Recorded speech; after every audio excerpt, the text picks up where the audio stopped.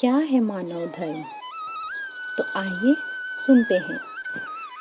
एक महान संत थे जो बहुत ही प्रचंड तपस्वी थे।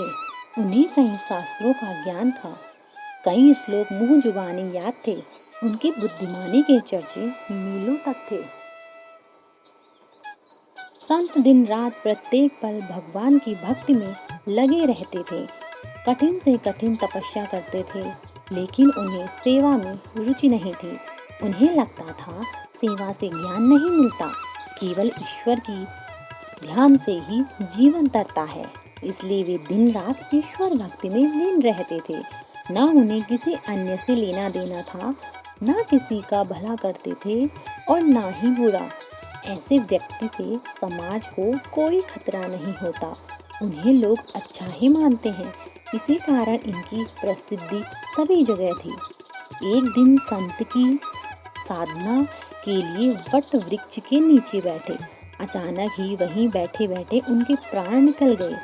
मृत्यु के बाद जब उनके सामने चित्रगुप्त आए तो उन्होंने संत से कहा, हे तपस्वी, तुम्हारी तपस्या और ईश्वर भक्ति को देखकर तुम्हें एक कुलीन प्रतिष्ठित परिवार में अगला जन्म दिया जाएगा। यह सुनकर संत दुखीश्वर ने बोले, हे चित्रगुप्त, मैंने वर्षों तपस्या की, उसमें कोई कमी नहीं रखी, किसी प्राणी को दुख नहीं दिया, फिर भी मुझे मोक्ष की प्राप्ति क्यों नहीं हो रही? इस पर चित्रगुप्त ने संत को धर्मराज के सामने पेश किया। संत ने अपनी सारी व्यथा धर्मराज से कही, अपने सारे धार्मिक कर्म कांड के बारे में विस्तार से कहा। यह सब सुनकर धर्मराज मुस्कुराए और उन्होंने कहा, हे वत्स, वास्तव में तुम मानव धर्म को ही जान नहीं पाए।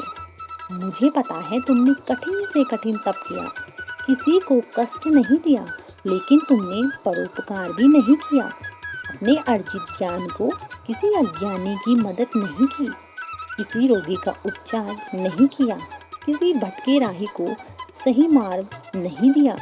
वास्तव में तुम जानते ही नहीं कि परोपकार ही असल मायने में मानव धर्म है। सेवा भाव ही मानव जीवन का आधार होना चाहिए। इस तरह संत को अपनी भूल का ज्ञान हुआ और उन्होंने अपने अगले जन्म में तप के साथ सेवा भाव को भी जीवन का लक्ष्य बनाया और उन्हें वर्षों बाद मोक्ष की प्राप्ति हुई। इस कहानी से यह सीख मिलती है, वास्तव में इंसान को यह पता ही नहीं होता कि धर्म क्या है और वो दिन रात धार्मिक कर्म कांड में लगा रहता है। जैसे हमेशा एक बात सुनने में आती है कि तीज त्योहार पर लोग ब्राह्मण को दान देते हैं और भोजन कराते हैं। भले ब्राह्मण संपन्न हो, खुद 4 पहियों के वाहन में घूमता हो, लेकिन बड़े शान से उसे दान दिया जाता है और वो स्वीकार भी करता है। आप खुद ही सोचिए, ऐसे दान का क्या मतलब है? अगर आप यही दान किसी गरीब को देंगे तो शायद उसकी कई दिनों की भूख शांत होगी, उसे जीने का सहारा मिलेगा। कई घंटों तक पूजा करना या भजन करना गलत नहीं है, लेकिन अगर यही वक्त किसी अनपढ़ को पढ़ाने अथवा किसी रोगी की सेवा में लगाएं तो किसी का भला जरूर होगा और ईश्वर की नजरों में यह उसकी सच्ची उपासना होगी। कई लोग बहुत दान दक्षिणा देते हैं, कई भंडारे एवं पूजा पाठ करते हैं, लेकिन किसी गरीब भिखारी को फटकार कर भगा देते हैं। क्या यह धर्म है? हमेशा ही सब्जी फल लेते वक्त पैसे का मोल भाव करते हैं, लड़ते हैं, कई बार जबरदस्ती कम पैसे में किसी गरीब से सब्जी या फल ले भी आते हैं, लेकिन वही मॉल, सुपरमार्केट अथवा ऑनलाइन शॉपिंग बिना किसी सवाल के करते हैं।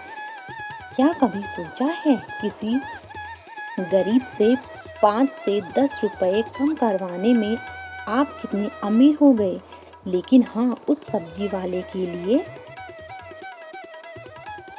इस कारण कई महीने की कम से कम 5 रातें खाली पेट सोए होंगे।